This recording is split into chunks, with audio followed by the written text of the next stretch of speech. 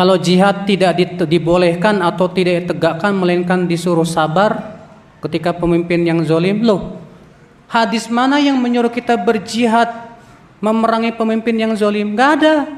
Yang ada sabar. Jihad yang paling besar itu kalimat yang hak yang disampaikan kepada pemimpin yang zalim. Tapi menyampaikan kalimat hak apakah dengan cara bawa massa? Bukan. Menyampaikan kalimat yang hak disebutkan dalam hadis yang lain, man arada an yansah lidzi sultan, siapa yang menasihati pemimpin fala yubdi alaniyah, jangan terang-terangan. Maka sampaikan kalimat yang hak kepada pemimpin, itu jihad yang paling afdol kata Rasulullah. Menghadapi pemimpin yang zalim itu bukan pakai pedang, enggak ada hadisnya. Bahkan para sahabat ketika mengatakan, "Ya Rasulullah, kalau kita pakai pedang gimana?" Enggak boleh kata Rasulullah.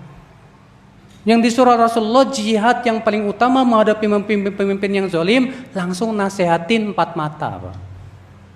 Antara antum sama dia. Kalau antum punya kemampuan. Kalau nggak punya kemampuan, siapa antum nggak didengerin. Cari jalan yang kira-kira orang-orang yang bisa didengar oleh mereka. Selesai.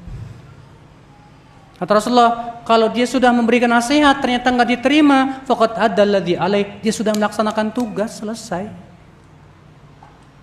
Ini enggak, saya udah nasihatin tapi enggak mau terima. Terus ngapain? Berontak. Loh, itu manhaj khawarij ya akhal Islam, bukan manhaj salaf sama sekali. Sama sekali.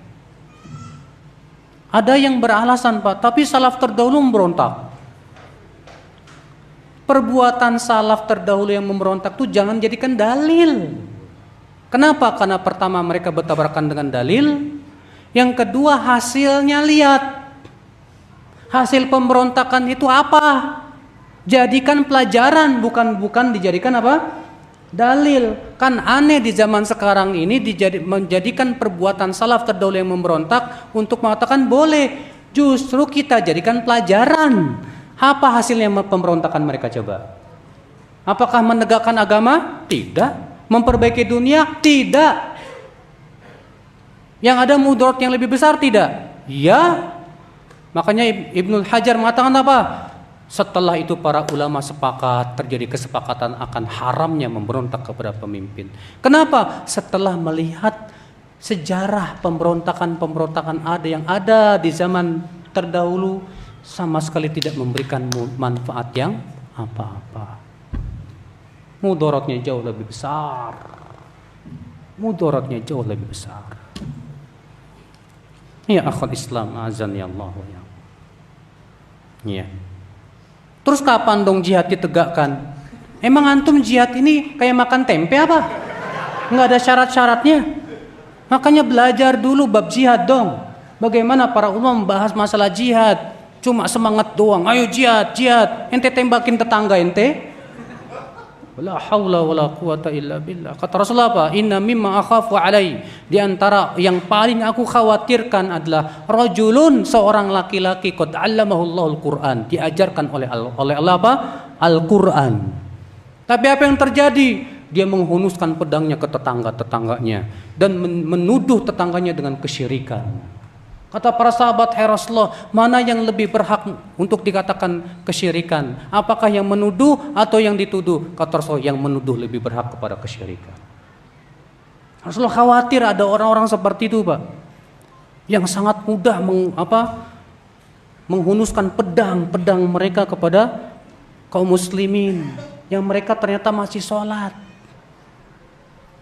Ya subhanallah, la haula wala quwata illa billah.